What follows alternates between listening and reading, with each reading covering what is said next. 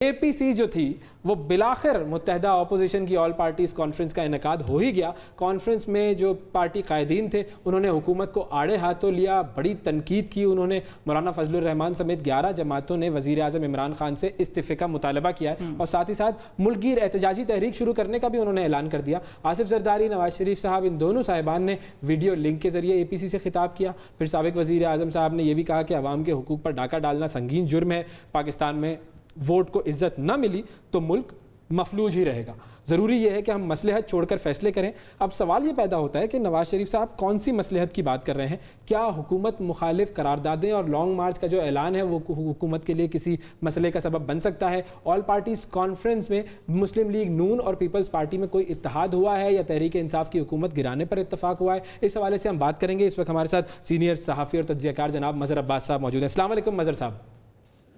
जी वालेकुम सलाम। मज़हर साहब बहुत शुक्रिया प्रोग्राम में वक्त देने के लिए। कल जो ये APC का एक मेला सजा, आपके जो की पॉइंट्स थे, आपको क्या लगता है कि ये APC आगे कुछ करने में कामयाब होगी या नहीं, या बस ये एक ऐसे ही एक खेल था जो मिलकर बैठकर मुलाकात तो इन्होंने कर ली लेकिन आगे कुछ होता हुआ नज़र नहीं आता? बहुत बहुत शुक्रिया। देखिए, अभी आपने जिस बच्चे की बात सुनाई तो मुझे वो जो इससे पहले आपको पता है कि बड़ा मशहूर कौल था कि बच्चे तो गैर सियासी होते हैं। हाँ जी। लेकिन इस बच्चे की बात सुन के लगा कि बच्चे गैर सियासी नहीं होते, बच्चे असल में सियासी होते हैं। और उसने जितनी भी तीनों बातें की वो बहुत ही प्योरली सियासी बातें थी, अगर कोई समझ सके। दूसरी बात ये कि कल जो ऑल पार्टीज कॉन्फ्रेंस हुई वो इस लिहाज से तो आप कामयाब कह सकते हैं कि इससे पहले पिछले 2 सालों में कोई भी अपोजिशन जमातों का इत्तेहाद कायम नहीं हुआ था। ये पहली मर्तबा है कि एक इत्तेहाद का नाम दिया गया, पाकिस्तान डेमोक्रेटिक पार्टी। उस इत्तेहाद ने अपना एक चार्टर दिया 26 पॉइंट्स का, और तीसरे ये कि उन्होंने एक एक्शन प्लान दिया। तो ऑन पेपर तो ये सारी चीज़ें इससे पहले नहीं हुई थी।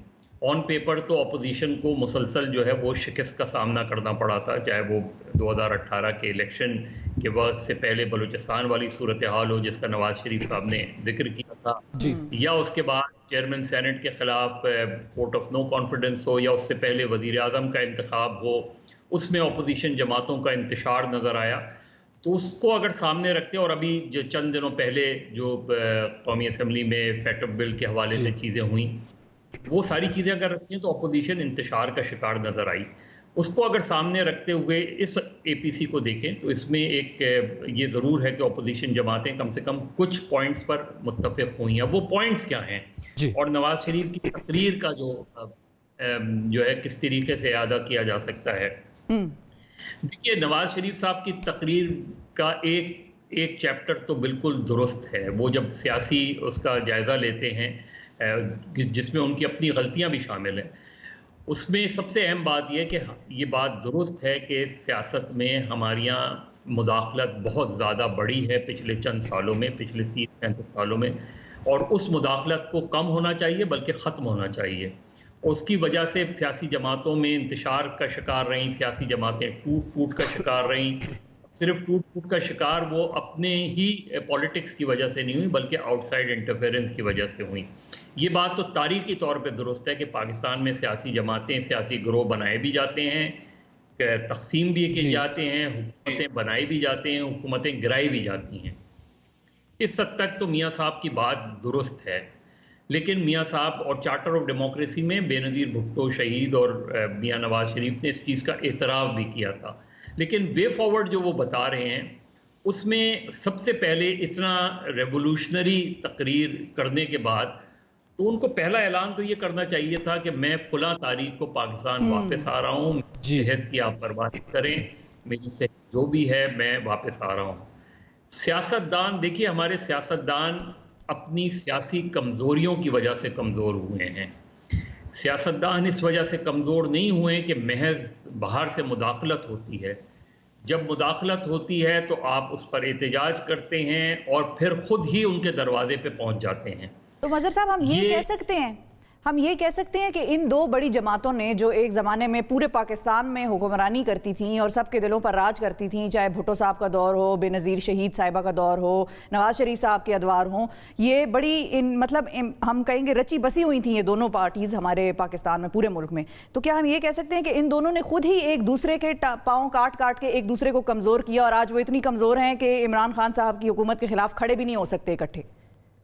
देखिए, ये तो इन्होंने इतराफ़ किया था। चार्टर ऑफ डेमोक्रेसी जो था वो बेसिकली कन्फेशन था।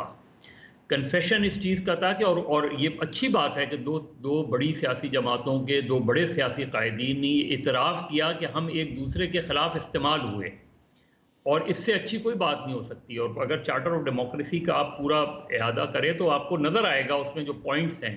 लेकिन अगेन जब बात पेपर की आती है तो वो बड़ी अच्छी चीज़ लगती है, डॉक्यूमेंट बहुत अच्छी लगती है, लेकिन जब इन्फोर्समेंट की बात आती है तो वहाँ हमें नज़र आता है कि एक दूसरे पे अभी भी दोनों का डिस्ट्रस्ट है। अगर आप चार्टर ऑफ डेमोक्रेसी दें तो सिंध गवर्नमेंट को अगर आप देखें तो सिंध गवर्नमेंट में पब्लिक अकाउंट्स कमेटी में का chairman leader of the opposition नहीं है, जबकि चार्टर ऑफ डेमोक्रेसी में लिखा हुआ है। और मरकज़ में हमने देखा कि नेशनल असेंबली में एक अच्छी रिवायत कायम हुई है कि leader of the opposition public accounts committee का चेयरमैन होता है। तो इससे अच्छी कोई बात नहीं हो सकती कि अपोजिशन जो है वो गवर्नमेंट ऑफ द डे को अकाउंटेबल करे। ये सबसे अच्छी रिवायत है जिसको अगर सही मानों में अप्लाई किया जाए तो बहुत। अब अगर इनके 26 पॉइंट देखें जिसमें एहतिसाब के हवाले से उन्होंने कहा एहतिसाब का एक ऐसा इदारा बनना चाहिए जो बिला इम्तियाज एहतिसाब करे, ये पॉइंट भी बिल्कुल दुरुस्त है। और फिर मियाँ साहब ने इस चीज़ का इतराफ़ किया कि हमने नैब को ख़त्म ना करके जो है वो गलती की। नैब को ख़त्म ना करके गलती नहीं की, नैब में बेजा मुदाखलत, और ये कंसर्न का मतलब ये नहीं होता कि आप अपनी पसंद का आदमी लाएं। जो कंसर्न होता है बिटवीन और लीडर ऑफ द अपोजिशन और लीडर ऑफ द हाउस, वो होता है कि किसी अच्छे आदमी पर इत्तेफाक राय हो। हुआ ये कि इत्तेफाक राय जो है, चाहे कमरुज़्ज़मान चौधरी हों या उससे पहले हों या जावेद इकबाल साहब हों, उसमें बदकिस्मती से देखा यह जाता है कि ये मेरे इंटरेस्ट में काम करेगा या नहीं करेगा। और यही बदकिस्मती है पाकिस्तान की पॉलिटिक्स की कि हम मेरिट पे लोगों को नहीं आगे लेकर आते। लेकिन अब जो उन्होंने लाइन ऑफ एक्शन मुझे बताएं कि इमरान खान को इस्तीफे का मुतालबा अपोजिशन करती रहती है, वो हमेशा करती आई है, बिल्कुल। लेकिन किसी वजीर आज़म को हटाने के जो मरवजा तरीके हैं आइन और कानून में, वो क्या हैं? आप उनके खिलाफ वोट ऑफ नो कॉन्फिडेंस ला सकते हैं, आप उनको फोर्स कर सकते हैं कि आप रिज़ाइन कर जाएं, और वो अगर रिज़ाइन नहीं करते तो फिर आप कॉन्फ्रंट्रेशन की तरफ नहीं जाते। जो इमरान खान ने भी 2014 में इमरान खान को इसीलिए शिकस्त का सामना करना पड़ा क्योंकि उन्होंने बड़ा 126 दिन का धरना दिया। लेकिन अल्टीमेट एग्रीमेंट किस बात पे हुआ? एग्रीमेंट इस बात पे हुआ कि जुडिशल कमीशन बनाते हैं, और अगर जुडिशल कमीशन की फाइंडिंग्स ये होंगी कि 2013 के इलेक्शंस रिग्ड हुए थे तो गवर्नमेंट जो है वो वजीर आज़म इस्तीफा दे देंगे। उन्होंने तो शुरू ही उस चीज़ से किया है। ये तो शुरू ही एहतजाज और जलसों और रैलियों और तहरीक से कर रहे हैं, तो इसका मतलब है कि हम 3-4 महीने तक तो यही चीज़ें होते हुए देखेंगे इनके हवाले से। टाइम तो जनवरी उसके बाद जनवरी में वो लॉन्ग मार्च टाइप की चीज़ करेंगे, तो ये तो सारे फिर वही वाले हरबे हैं जो कि इस्तेमाल करने का कोई फ़ायदा नहीं होगा। वही हरबे हैं जिसकी ये मुखालफत करते रहे जी। लेकिन अगेन जो जिस तरह मौलाना फजलुर रहमान ने, देखिए 2000 मौलाना फजलुर रहमान की पॉलिटिक्स से आप इख्तलाफ कर सकते हैं, वो एक पहली मरतबा पार्लियामेंट की पॉलिटिक्स से आउट हुए, सारी बातें अपनी जगह हैं। लेकिन जो 2018 के इलेक्शन के बाद उन्होंने अपोजिशन जमातों से ये कहा था कि भाई अगर आप इन इलेक्शंस को तस्लीम नहीं करते तो सब एन ब्लॉक रिजाइन कर दें या ओथ ही ना लें जाके। तो उस लिहाज से अगर आप देखें तो वो ये कह रहे थे कि अपनी किश्तियां जलाकर आप जो है वो एहतजाज करें। और अच्छा, इस्तीफे देने पर तो खैर अब भी ये लोग राजी नहीं है, कोई भी राजी नहीं है। सिर्फ आखिरी चीज़ मैं आपसे पूछना चाहूँगा, 30 सेकंड है मेरे पास अभी, मैं सिर्फ ये पूछना चाहूँगा कि मौलाना फजलुर रहमान इसी हुकूमत के दौर में प्रेसिडेंट बनने के भी उम्मीदवार थे ना, तो अगर वो प्रेसिडेंट बन जाते तो मामला सही होता सारा इस हुकूमत का, और अगर वो प्रेसिडेंट नहीं बने हैं तो मामला ख़राब हो गया है। मैं वही बात कह रहा हूँ कि वो यही प्रॉब्लम है कि आप जब प्रिंसिपल पॉलिटिक्स करते हैं तो प्रिंसिपल पॉलिटिक्स में तो फिर ये नहीं देखा जाता कि आप इख्तिदार में पहुंचकर, यही प्रॉब्लम है कि जब आप अपोजिशन में रह के बातें करते हैं, और इमरान खान के लिए भी अप्लाई होता है कि जो अपोजिशन में रह के बातें करते हैं वो हुकूमत में आके बिल्कुल पलट जाते हैं। और यही हमारा प्रॉब्लम है कि किश्तियां बचाकर तहरीक नहीं चलाई जा सकती, किश्तियां जला के तहरीक चलती है, और अपनी किश्ती सबसे पहले जलाई जाती है। लेकिन यहाँ किश्तियां बचाकर तहरीक चलाने की कोशिश कर रहे हैं, जिसमें कामयाबी के इम्कानात मुझे कम नजर आ रहे हैं। मुत्तहिदा अपोजिशन की ऑल पार्टीज कॉन्फ्रेंस बिलाखिर हो गई। इसमें तमाम जो रहनुमा थे उन्होंने खिताब भी किया और हुकूमत के खिलाफ एक लाया अमल भी तय किया। इस हवाले से हम बात करेंगे। हमारे साथ मौजूद है मुस्लिम लीग नून के रहनुमा जनाब एहसन इकबाल साहब। अस्सलाम वालेकुम एहसन साहब। जी वालेकुम सलाम। एहसन साहब, बहुत शुक्रिया प्रोग्राम में वक्त देने के लिए। अब ये जो कल APC हुई है और इसके अंदर नवाज शरीफ साहब ने भी खिताब किया और जरदारी साहब ने भी खिताब किया, बहुत सारे फैसले आप लोगों ने किए। मुद्दा अगर मैं थोड़ा सा समझने की कोशिश करूं तो मुद्दा यही है कि हुकूमत इस वक्त पाकिस्तान को जिस तरीके से चला रही है वो तरीक़ाकार सही नहीं है, और पाकिस्तान इस वजह से, इस हुकूमत की वजह से बिल्कुल जिसे कहना चाहिए कि बर्बादी के रास्ते पर चल पड़ा है, और इस हुकूमत को जल्द अज जल्द ख़त्म होना चाहिए। मुद्दा यही है ना सर? देखिए, इस वक्त जो पाकिस्तान में सियासी बहरान है वो बहुत संगीन हो चुका है। आप देख रहे हैं कि मुल्क चल नहीं रहा, ना मईशत चल रही है, ना मुल्क की सियासत चल रही है, ना मुल्क की खारजा पॉलिसी चल रही है। और मैं आपको ये बात ज़रूर कहना चाहूँगा कि हमारे आर्मी चीफ मुतअद्दिद बार ये बात कह चुके हैं कि पाकिस्तान को 5th जनरेशन वॉर और हाइब्रिड वॉर का सामना। और मैं आपके नाजरीन के लिए ये अर्ज़ करना चाहता हूँ कि हाइब्रिड वॉर या 5th जनरेशन वॉर क्या होती है।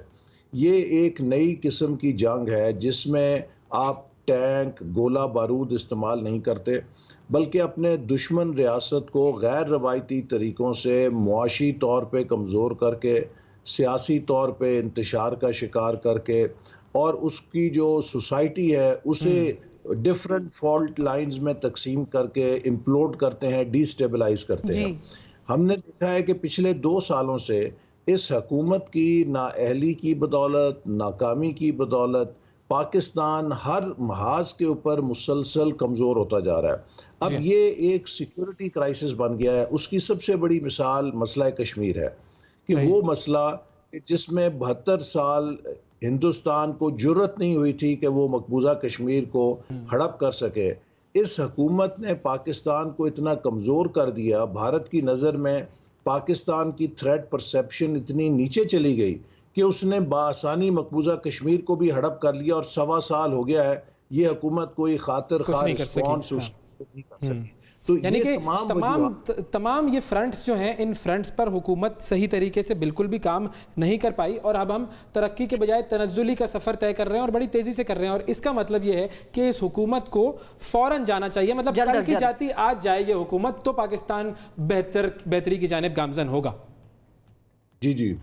अच्छा, अब जब हम ये कहते हैं कि कल की जाती आज जाए, फ़ौरन इस हुकूमत को जाना चाहिए, तो फिर ये स्ट्रेटजी कैसे आपकी मैं मानूं कि आप कहते हैं कि हम 3 महीने के बाद लॉन्ग मार्च करेंगे, फिर लॉन्ग मार्च अगर नाकाम हुआ तो उसके बाद हम वोट ऑफ नो कॉन्फिडेंस की तरफ जाएंगे, फिर अगर वोट ऑफ नो कॉन्फिडेंस के मामलात नाकाम हुए तो फिर हम इस्तीफ़े देंगे। भाई, अगर आज ही ख़त्म करना है इस हुकूमत को जो कि इतना नागुज़ीर हो चुका है, तो फ़ौरन इस्तीफ़े देकर फ़ौरन ख़त्म करें।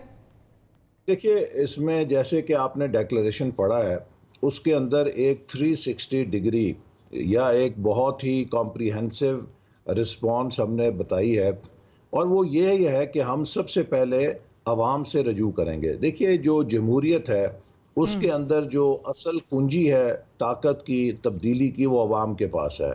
और ये हमारा फ़र्ज़ है कि जब हम एक नुक्ता नज़र के साथ मुल्क में तब्दीली चाहते हैं तो हम पाकिस्तान के जो असल मालिक हैं उनसे रजू करें, उन तक अपना नुक्ता नज़र पहुँचाएँ और उनकी मोबिलाइजेशन करें।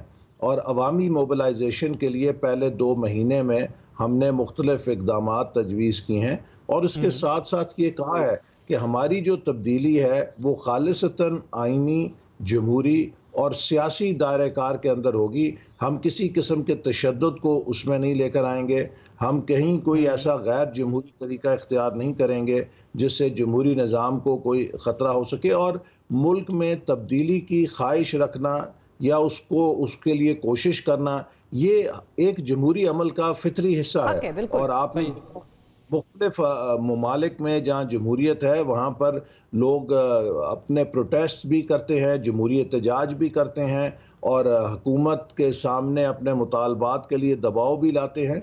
तो हम भी कोशिश यही है हमारी कि जो जमहूरी ज़ाब्ते हैं उनके मुताबिक अपने नुक्ता नज़र को आगे बढ़ाएं। यानी कि अगर फॉर एग्जांपल इस काम में मतलब मैं अगर टाइम फ्रेम को थोड़ा सा मेजर करने की कोशिश करूं तो अगर इस काम में तकरीबन 6 महीने लग जाते हैं सपोज, तो इसका मतलब यह है कि आज पाकिस्तान जहां खड़ा हुआ है आपके मुताबिक 6 महीने और नीचे चला जाएगा, हालात और ख़राब होंगे और फिर 6 महीने के बाद अगर कुछ हुआ तो हुआ। ये जो हमने प्रोग्राम दिया ये तो 4 माह का दिया है और इसके लिए हमारी तो कोशिश है कि हमें 4 महीने तक ना जाना पड़े, उससे पहले ही कोई ऐसा बंदोबस्त हो जाए। लेकिन मैं आपको वैसे एक बात और ये भी कहना चाहूँगा कि ये लम्हा फ़िक्रिया पाकिस्तान के हर स्टेक होल्डर के लिए है, सिर्फ सियासतदानों के लिए नहीं। हमारी अदलिया, हमारी फ़ौज, हमारी ब्यूरोक्रेसी, जितने भी ताकत के पिलर हैं कि 72 साल हो गए, जैसे कल नवाज शरीफ साहब ने भी अपनी तकरीर में कहा कि दुनिया का हर मुल्क किसी न किसी निज़ाम पर मुस्तकिल हो गया है, वो उस निज़ाम पर इस्तेहकाम के साथ चल रहा है। हमने इस पाकिस्तान को एक तजुर्बेगाह बना दिया है। हर 5 साल के बाद एक नया तजुर्बा करते हैं, हर एक इदारे में नई क़यादत आती है, वो अपने विजन के मुताबिक कोई इस्लामी पाकिस्तान बनाना शुरू कर देता है, कोई गैर इस्लामी बनाना शुरू कर देता है, कोई लिबरल बनाना शुरू कर देता है, कोई किसी और तर्ज पे ढालना शुरू कर देता है। भाई पाकिस्तान के लिए एक रोड मैप है, वो पाकिस्तान का आइन है। बदकिस्मती से हमने 1973 से लेकर आज तक इस मुल्क को उस आइन पर हकीकी मानों में चलने नहीं दिया। अच्छा, लेकिन इस पे एक एतराज़ करते हैं लोग एतराज़ ये करते हैं कि ये जो पिलर्स हैं जिनकी आपने बात की, इन तमाम पिलर्स के सरबराहान तो आप लोगों ने लगाए थे। इन तमाम पिलर्स में फ़ौज भी आ जाती है, इन तमाम पिलर्स में नैब भी आ जाता है, अदलिया भी आ जाती है, मतलब वो सारे लोग तो आपने लगाए थे। अब मामलात सही नहीं है तो कसूर इमरान खान का हो गया। नहीं है, ये बात नहीं है कि सरबराह किसने लगाया था। देखिए ना, हर इदारे के अंदर उसका एक अपना इदारे का सोच है, इदारे की ताकत है, हर इदारे की एक अपनी इस्टेब्लिशमेंट होती है और जो सरबराह है वो किसी हद तक उसका भी दखल होता है, किसी हद तक एक इदाराती सोच है, उसके ताबे वो सरबराह भी चलता है। पाकिस्तान के अंदर कभी ये नहीं हुआ कि किसी ने किसी इदारे के सरबराह को लगाया, ताकतवर इदारे के सरबराह को, और वो उसका हमनवा हो गया। आप देखिए, जब भी मार्शल लॉ लगा है तो उसी आर्मी चीफ के हाथों लगा है जिसको उस वजीर आजम ने लगाया था। तो इसमें तो कभी कोई इस्तिस्ना ये नहीं कि हमने किसे लगाया, किसी और ने किसे लगाया। लिहाजा अब एक हम सबको चाहिए कि अगर हम वाकई पाकिस्तानी हैं, हम पाकिस्तान का दुख रखते हैं, हम इस खेल को बंद करें।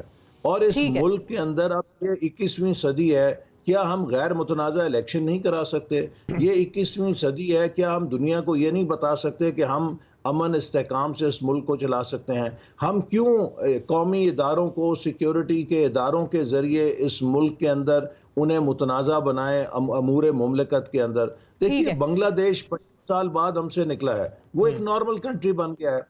अब तो वो जो मुल्क जो अफगानिस्तान है, जो खाना जंगी का अमाजगा थी, वो भी एक नॉर्मल कंट्री बनने की तरफ गामजन हो गया है। ठीक है, ऐसा साहब आपकी ये बातें सारी मतलब पॉइंट टेकन आपका, लेकिन ये है कि जो आप लोग मुख्तलिफ इदारों की बात की, कल मियाँ साहब ने भी, उनको तो आप लोगों ने बड़ा मोरद इल्ज़ाम ठहराया, लेकिन जिनके साथ आप लोग कल बैठे हुए थे उनसे आप लोगों ने ये गिला नहीं किया कि उन्होंने आपके साथ बलोचिस्तान में किया जो किया? वो तो आगे आगे थे सारे।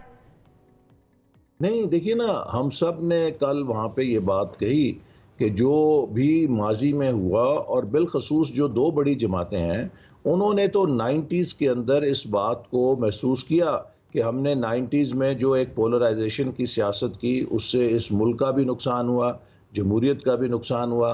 तभी चार्टर ऑफ डेमोक्रेसी पर दस्तखत किए गए, और मैं समझता हूँ कि ये लेकिन जो बलूचिस्तान में हुआ वो चार्टर ऑफ डेमोक्रेसी के तहत हुआ क्या?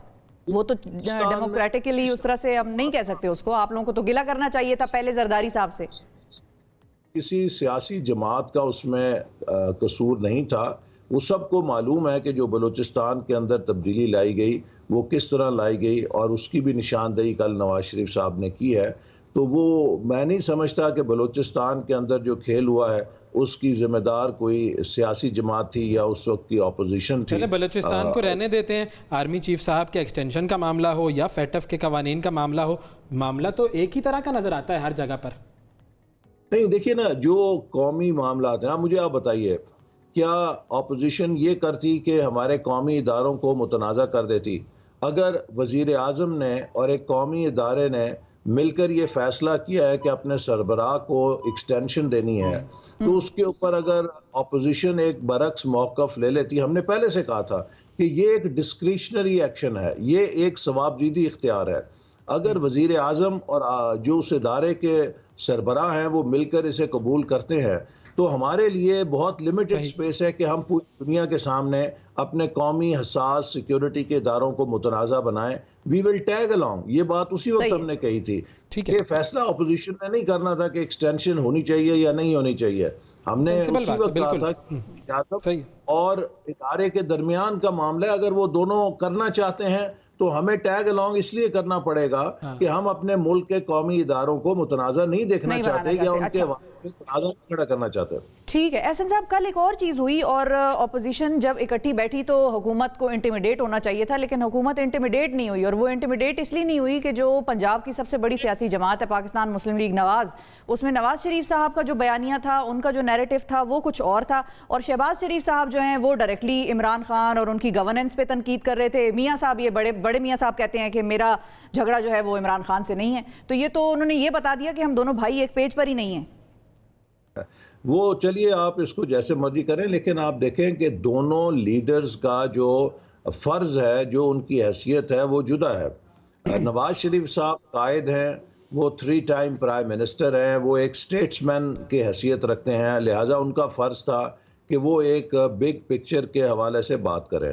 शहबाज शरीफ साहब प्रेसिडेंट ऑफ पार्टी होने की हैसियत से वो लीडर ऑफ अपोजिशन भी हैं, और उनका ये भी फ़र्ज था कि वो जो मुल्क के अंदर 2 सालों की तबाही मची है उसके हवाले से अपोजिशन के नुक्ता नज़र को भी आर्टिकुलेट करें। तो लिहाजा जहां नवाज शरीफ साहब ने एक स्ट्रेटिजिक डोमेन के अंदर अपना पैगाम दिया है, शहबाज शरीफ साहब ने ज़्यादा फोकस्ड जो गवर्नेंस के इश्यूज हैं जिनकी बिना के ऊपर मुल्क में अबतरी हुई है उनको हाईलाइट किया है। तो ये मैं समझता हूँ कि दोनों बयानात को यकजा करके अगर आप देखें तो ये बड़ा एक कंप्लीट नैरेटिव है जो पार्टी की तरफ से दिया गया। अब इस नैरेटिव को चलाने के लिए नवाज शरीफ साहब लंदन से ही सियासत करेंगे फिलहाल, और आने का भी मुस्तकबिल करीब में कोई इरादा नहीं है। देखिए, नवाज शरीफ साहब चूँकि उनकी अभी इलाज भी जारी है और डॉक्टर्स ने फैसला करना है वो कब आएंगे, लेकिन वो एक्टिव पार्टी रोल में नहीं है। उनकी हैसियत एक सीनियर हमारे स्टेट्समैन की है जो पार्टी की पॉलिसीज़ को गाइड करते हैं। जहाँ तक day to day party functioning का ताल्लुक है, वो शहबाज शरीफ साहब की क़यादत में पार्टी के तमाम मरकज़ी और सूबाई ओहदेदार पाकिस्तान के अंदर मौजूद हैं, और हम जो भी पार्टी की डायरेक्शंस और पॉलिसीज़ होती हैं उनको इम्प्लीमेंट करते हैं, यहाँ मुकामी तौर पे करते हैं, और लेकिन हम नवाज शरीफ साहब से रहनुमाई हासिल करते रहते तमाम हैं। जो धरनों, रैलियों और जलसों वगैरह को लीड कौन करेगा, मरियम साहिबा या शहबाज साहब? क्योंकि मौलाना साहब तो नाराज हो गए। नहीं, मौलाना साहब भी साथ हैं, बल्कि कल प्रेस कॉन्फ्रेंस में जितने ऐलानात हैं APC के वो मौलाना साहब ने वो मीडिया के सामने पेश किए, और जो भी हमारी मुल्क की क़यादत है इस वक्त PMLN की, दीगर अपोजिशन जमातों की, वो सब मुख्तलिफ जगहों पर तयशुदा शेड्यूल के मुताबिक जहाँ जिसकी जो ड्यूटी लगाई जाएगी उसके मुताबिक वो रैलीज में, जलसों में शरीक होगा। सही है, ठीक है जी, बहुत शुक्रिया अदा करेंगे एहसन इकबाल साहब, आपने वक्त निकाला हमारे प्रोग्राम के लिए।